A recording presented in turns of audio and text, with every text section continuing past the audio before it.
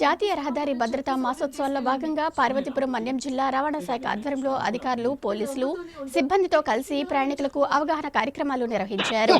Road ప్రమాదాల నివారణకు, సురక్షిత డ్రైవింగ్ పద్ధతులు, రోడ్డు భద్రతా నిబంధనలపై వాహనదారులకు విస్తృతంగా అవగాహనను కల్పించారు.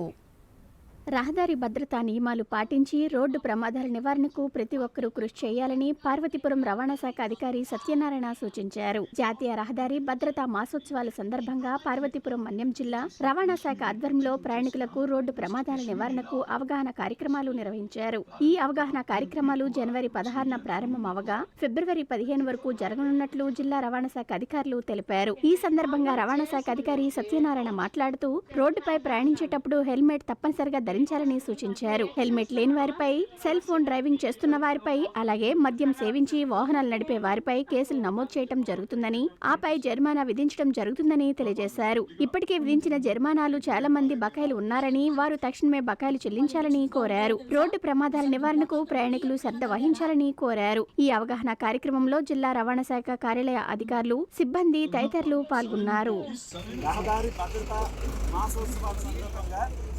ప్రతి సంవత్సరంలో జనవరి నెలలో ఈ రహదారి భద్రతా మాసోత్సవాలు నిర్వహిస్తాం. అందులో భాగంగానే ఈ నెల జనవరి 16 నుంచి ఫిబ్రవరి 15 వరకు ఈ మాసోత్సవాలని నిర్వహిస్తున్నాం.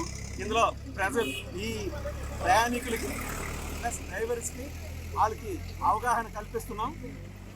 అలాగే తాగే వాళ్ళని, హెల్మెట్ లేని వాళ్ళకి, సెల్ ఫోన్లో మాట్లాడే వాళ్ళని చూసి కేసులు బుక్ చేస్తున్నాం.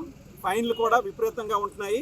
ఇది అందరూ మనం మారాలి, మనం హ్యాపీగా ఉండాలి, ఫ్యామిలీ మెంబర్స్తో హ్యాపీగా ఉండాలనే ఉద్దేశంతో మన పార్వతీపురం రవాణా శాఖ అధికారి ఆదేశాల మేరకు ఇలాగా అన్ని జిల్లాల్లోనూ జరుగుతుంది. ప్రతి విలేజ్లోనూ కూడా వెళ్ళి, ప్రతి మండలానికి హెడ్ క్వార్టర్స్కి వెళ్ళి ఇలాంటి అవగాహన సదస్సులు ఏర్పాటు చేస్తున్నాము.